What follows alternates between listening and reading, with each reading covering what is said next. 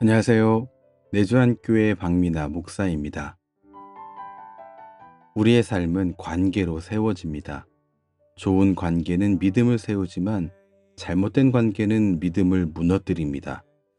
오늘의 말씀 역대하 21장 2절부터 20절까지의 말씀, 제목은 잘못된 관계가 만든 비극입니다. 하나님을 잊고 아합의 길을 따랐던 여호람의 이야기를 통해 관계가 믿음에 미치는 영향을 함께 살펴보겠습니다.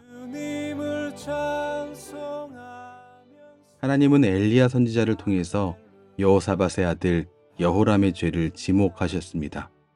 그의 악행은 세 가지였습니다. 먼저는 그의 아버지 여호사밧이나 할아버지 아사처럼 하나님을 찾은 게 아니라 도리어 북이스라엘 왕들의 길을 따라갔습니다. 오늘 13절 말씀은 그가 오직 이스라엘 왕들의 길, 북이스라엘 왕들의 길로 행했다고 기록하고 있습니다. 북이스라엘 왕들의 길은 대표적인 악인의 길이었습니다. 하나님이 기뻐하지 않으시는 길, 형통과는 반대되는 길이었습니다. 하지만 그는 그 악인의 길을 꾸준히 걸어갔습니다.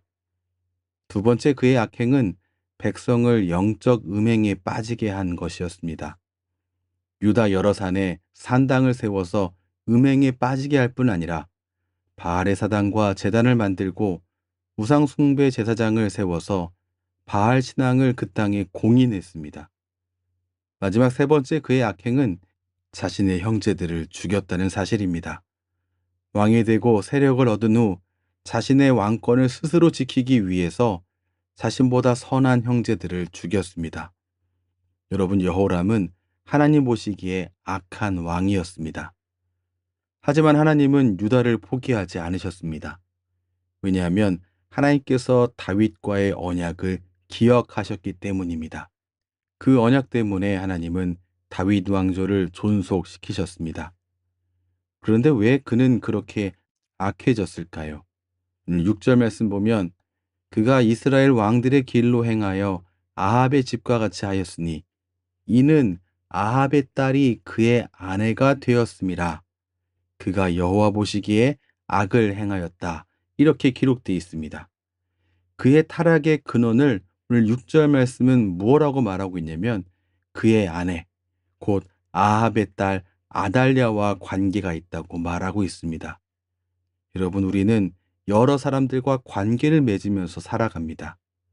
분명 서로 영향을 주고받지만 그 관계 속에서 더 큰 영향을 미치는 누군가가 분명히 있습니다. 여호람은 아버지 여호사밧의 선한 영향을 따르지 않았고 아내 아달랴의 악한 영향을 받은 사람이었습니다.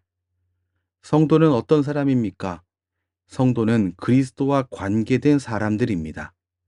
그리스도와의 연합 속에서 주님의 도를 배우며 주님의 길로 행하는 존재입니다. 주님으로부터 영향을 받은 성도는 어둠이 아니라 빛을, 불법이 아니라 의를 따르는 사람입니다. 하나님은 엘리야를 통해서 여호람에게 심판을 선언하셨습니다. 그게 두 가지 심판입니다. 여호람의 가족과 재산과 재앙을 큰 재앙으로 치시겠다는 선언이었습니다. 또한 여호람이 불치병으로 죽게 될 것이라는 선언이었습니다. 이 하나님의 심판 선언은 그에게 그대로 이루어졌습니다. 여호람의 죽음 앞에서 백성들은 조문조차 하지 않았고 그는 열왕의 묘실에 묻히지도 못했습니다. 여호람이 하나님과 백성에게 준 수치와 모욕을 그대로 돌려받은 것이었습니다. 심판은 하나님 말씀에 불순종한 자에게 내리는 하나님의 공의입니다. 그런데 오늘 이 본문에서 우리가 결코 놓쳐서는 안 되는 게 있습니다. 하나님이 심판하셨으면서도 말씀을 멈추지 않으셨다는 사실입니다. 여호람에게 하나님의 메시지를 편지로 기록해 보낸 엘리야는 북이스라엘에서 사역하던 선지자였습니다. 남유다 왕이었던 여호람에게 북쪽의 선지자가 편지를 보냈다는 것은 하나님께서 거리와 경계를 넘어 경고하신다는 뜻입니다. 하나님은 우리가 완전히 멀어지기 전에 마지막까지 말씀하시는 하나님이십니다. 왜 그렇습니까? 하나님은 심판보다 하나님께로 말씀으로 말미암아 돌아오기를 원하시는 분이기 때문입니다. 말씀을 정리하겠습니다. 아합의 길을 따른 여호람의 끝은 철저한 무너짐과 고통이었습니다. 여러분, 분명히 어떤 관계는 나를 살리고 어떤 관계는 나를 무너뜨립니다. 우리가 선택한 길의 끝이 어디일지 생각하는 것은 우리에게 큰 유익이 됩니다. 그 끝을 생각하며 옳은 길로 걸어 나아가는 성도 되시기 바랍니다. 또한 심판의 날보다 하나님의 말씀의 날이 먼저 찾아온다는 사실 역시 잊지 마시기 바랍니다. 하나님께서 여호람에게 편지를 보내셨듯 오늘 우리에게도 말씀으로 경고하시고 돌이킬 기회를 주십니다. 그 음성을 듣는다면, 그 음성에 순종한다면 그것은 곧 은혜의 시작이 될 것입니다. 부디 새 속에 물들지 않고 하나님을 경외하여 언약의 복을 누리는 그런 성도 되시기 바랍니다. 기도하겠습니다. 하나님, 우리가 맺는 모든 관계 속에 주님의 뜻이 스며들게 하시고 잘못된 관계로 인해 믿음이 흔들리지 않게 하여 주시옵소서. 주님과의 관계를 무엇보다도 소중하게 여기는 그런 우리가 되게 하여 주시옵소서.